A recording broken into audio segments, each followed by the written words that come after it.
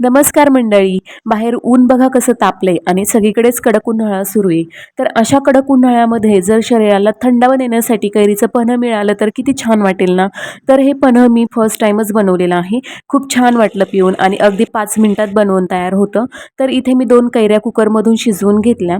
कुकरच्या 5 शिट्ट्या करून घ्यायच्या म्हणजे कैरी आपली चांगली मऊ शिजते. नंतर कुकर थंड झाल्यावरती कैरीचा जो गर आहे तो गर एका मिक्सरच्या भांड्यामध्ये काढून घ्यायचा आणि चाळणीच्या मदतीने गाळून घ्यायचा.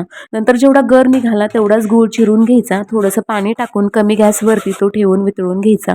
गूळ पाण्यामध्ये वितळला की मग ते गुळाचं पाणी सुद्धा गाळून घ्यायचं एका पातेल्यामध्ये आणि जो कैरीचा गर आहे तो त्या पातेल्यामध्ये टाकून कमी गॅसवरती एक उकळी काढायची.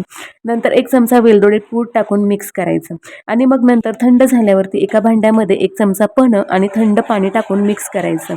थोडेसे चिमूटभर मीठ सुद्धा टाकू शकता चवीसाठी आणि ग्लासमध्ये ओतून प्यायला घ्यायचं. खूप छान लागतं. तर आता हे जे पन्हं आहे ना ते फ्रीजमध्ये महिनाभर ठेवू शकता.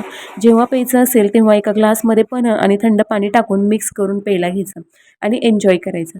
खूप छान लागतं. तुम्ही सुद्धा नक्की ट्राय करा आणि अगदी 5 मिनिटामध्ये हे तयार होतं.